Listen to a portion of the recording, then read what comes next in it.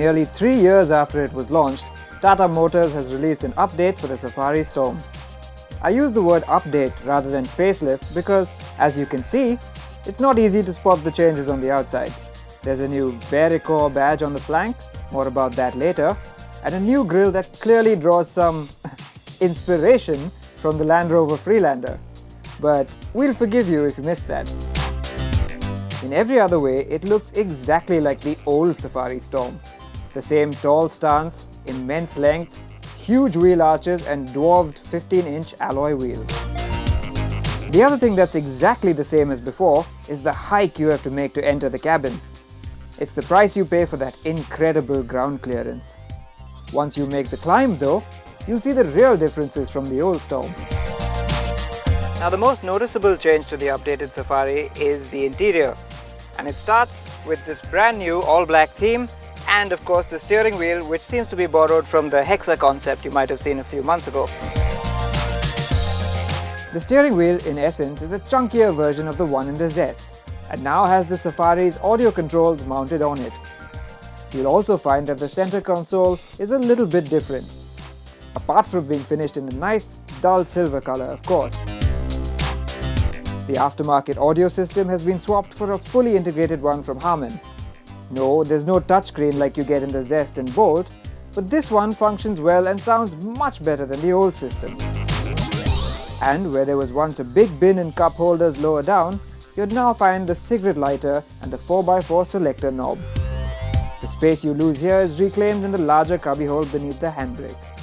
There's no reverse camera this time around though, and you'll have to rely on parking sensors to back this beast up. Tata has also worked on the seat cushioning, and no matter where you sit, you'll be more comfortable and better supported. You'll also appreciate the smart new fabrics and of course that commanding view you get from your high perch anywhere in the car. We were hoping for a conventional bench seat in the third row for this facelift, but unfortunately you still have to make do with the uncomfortable side-facing benches.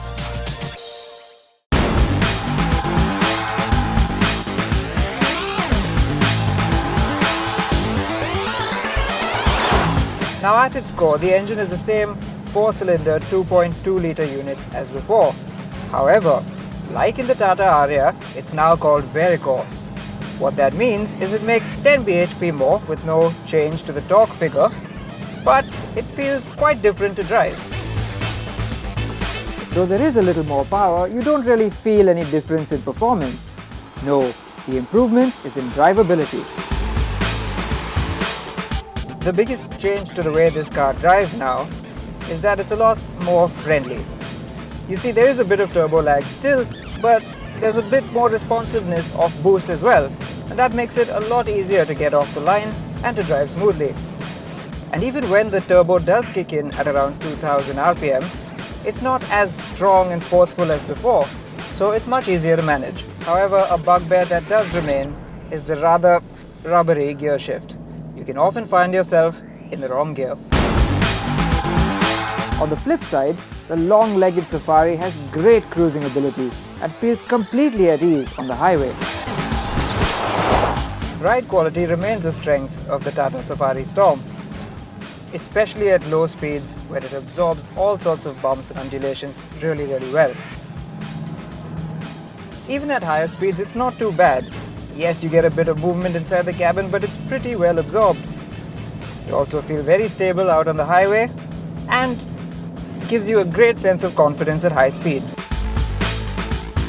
What Tata hasn't managed to fix is the kickback you get through the steering wheel when you encounter a rutted road.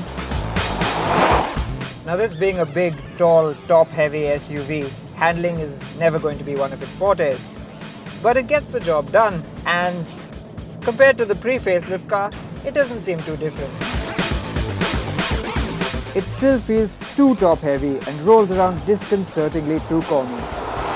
But at least the angle of the steering wheel is a little less truck-like now, and it feels a lot more direct than before. There's no doubt that this is the best Safari there's ever been, with all the small changes working well together to make it easier to drive and to live with. Plus, it's got that massive macho appeal that a lot of buyers just love. But you can't shake the fact that for the same money, there are better options these days. We wish Tata had used this opportunity to improve the dynamics some more, give it more significant styling changes, and maybe throw in that third row bench seat as well. But alas, it seems the 2015 Safari Storme is a case of too little, too late.